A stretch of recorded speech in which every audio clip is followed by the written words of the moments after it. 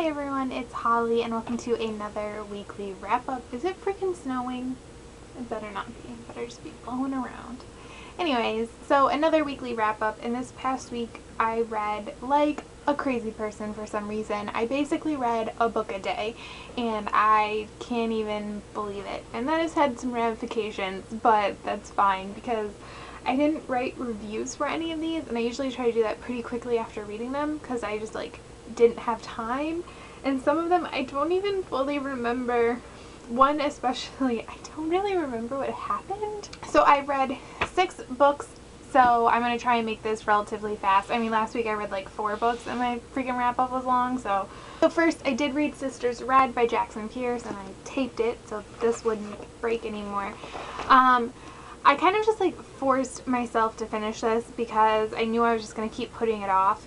I ended up giving it 2 stars. It felt really flat for me. I really wanted to like it, but I didn't find the characters or the plot particularly enjoyable. Basically, it followed 2 sisters, Scarlett and Rosie, and I find Scarlett the more interesting character, but she doesn't really have any development or anything, so that didn't work. And then I found Rosie really annoying. Whenever I had to be in her head, she bothered me. The romance I wasn't invested in or anything. I probably will not check out the other books in this series. Moving on. Next, I read an ebook, and that was Addicted to You by Krista and Becca Ritchie. And this was in my book haul for March, and I bought it it was free, off a recommendation of Jillian from Bookish and Nerdy, and I gave it 4 stars. I loved it. I thought it was amazing. I can't wait to continue to read the series. I think I mentioned in my book haul that I was a little nervous about this book because the content screams unhealthy horribleness, and if not handled well, that really bothers me because it follows a guy who's an alcoholic and a girl who is a sex addict, and there were just too many pitfalls for that to go wrong. I thought this book was going to be in dual POV, and it wasn't. If you've read the other books in the series and know if it ever goes into dual POV, please let me know. I do plan on checking them out, but I kind of want dual POV. I kind of need it. But I actually really enjoyed this. I felt maybe on a reread, if I read it a little slower, I may see some things that bothered me. But I felt that their sisters handled the situation really, really well. I'm kind of torn about doing a review or not. I don't know if I have enough to say to do a full review, but if you want one, let me know. It doesn't glamorize addiction, and these characters are making really unhealthy decisions, and they're enabling each other like crazy, but the story, the writers are very aware that that's what's going on, and they're showing that that's a bad thing and the ramifications of making those bad decisions. So it did work for me. And one thing I found really interesting was, considering this book is about a girl who has a sex addiction and she is the narrator, there's a lot of sex in this book, but it's not overly sexualized. In most cases, I find the sex barely described. A lot of times it's fade to black, and it's just very cursory descriptions. And I kind of wonder if that was done on purpose because, again, you stray into that idea of glamorizing this issue because there's a larger psychological component to what's going on. So I thought that was interesting. But I definitely want to read the rest of the series, and it seems like it's kind of like an Abby Glines series where there's kind of spin-offs, but you should read them in a certain order and everything. So I'm going to read them in the order that they say to read them, because you start to read more about her sisters and everything. After that, I picked up Invaded by Melissa Landers, which is the second last, maybe sort of kind of, book in the Alienated series. I gave this 4 stars as well. I really enjoyed it. I thought it was a great conclusion. There's definitely some openness at the end, which I think was done on purpose so that if she is able to write another book, she can do that. But it's a satisfying conclusion.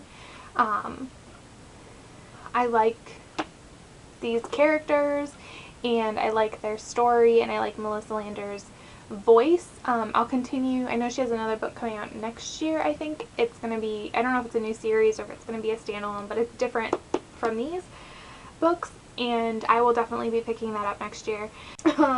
Next is the book I can barely remember, and that is When the Duke Was Wicked by Lorraine Heath. I gave it 4 stars, but now I'm wondering if I should drop that because I don't remember that much. Like, I remember the overall plot, but I don't remember a lot. I feel like I'm gonna have to go in and like skim some things.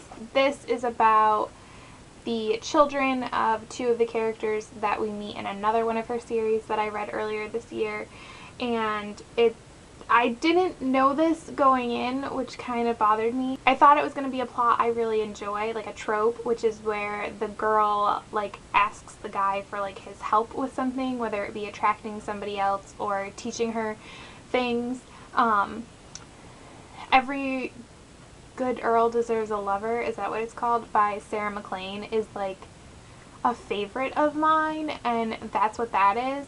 I mean, that book does that trope like amazingly, but that's not, I mean, that sort of is what this is, and it's a little bit of Friends to Lovers, which I also appreciate, but it had a huge dose of unrequited love that I do remember, and I cannot stand unrequited love stories.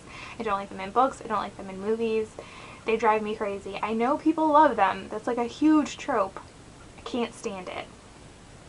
But I can't really remember anything else.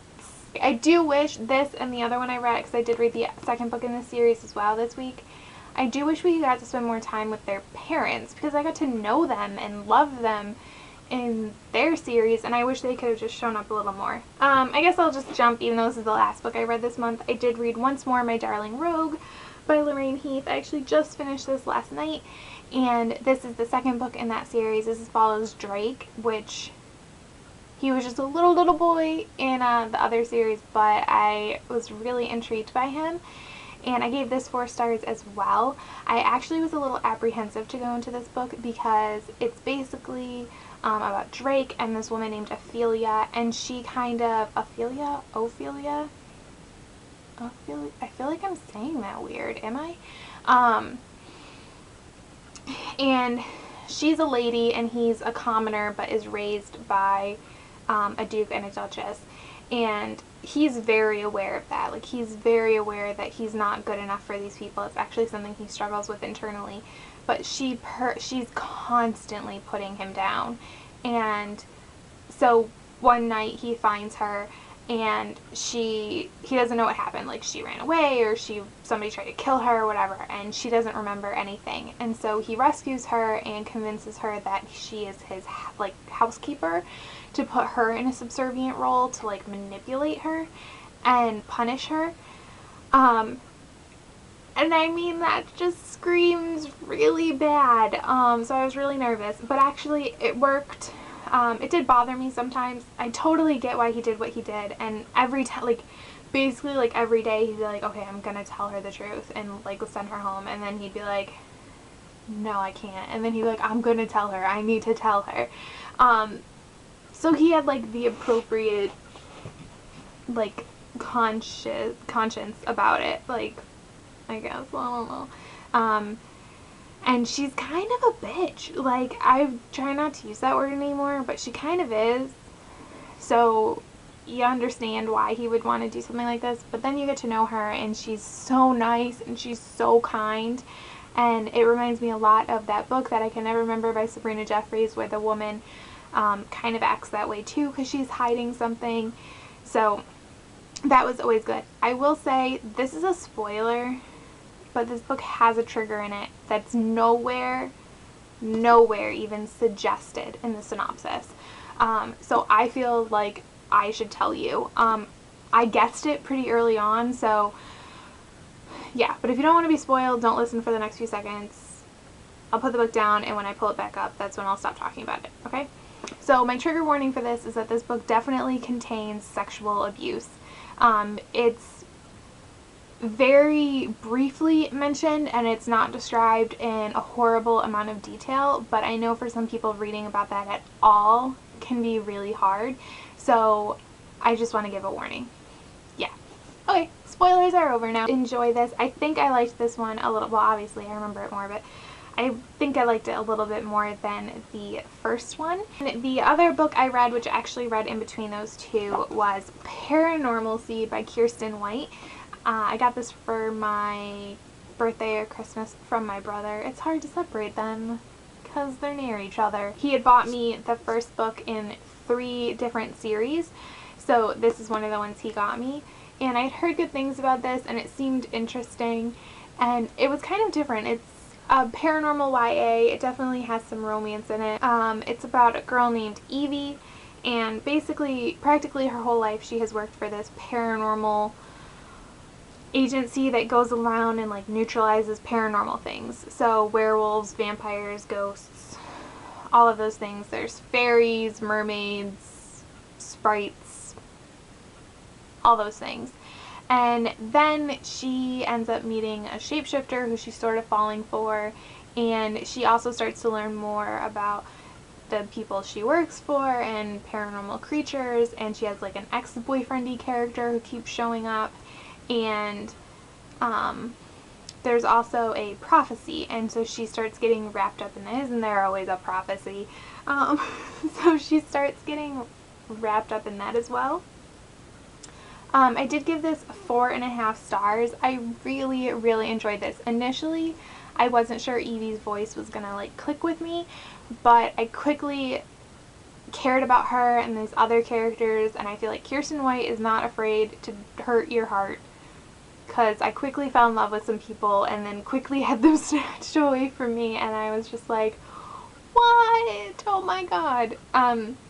So there are 2 other books in this series, and I'm really torn because the way this book ended, there's definitely a lot of unanswered questions, but I'm actually really happy with where it ended. Like, I'm happy with where the characters are, like they're safe, and I'm pleased with things, and I'm like really scared to read the other ones because I feel like they're gonna be heartbroken, and I don't know, I'm gonna read them.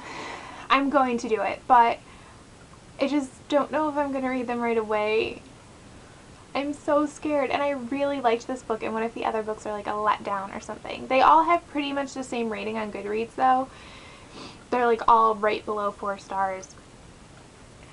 I don't know. If you have read this series and think I should pick up the other ones pretty quickly, let me know, because in the next couple weeks is when I'm going to be doing my haul-in of the books, because I basically just do one big Barnes & Noble order. But yes, if you want to ask any questions or have any comments or anything like that, feel free to let me know down in the comments below, and thank you so much for watching this randomness.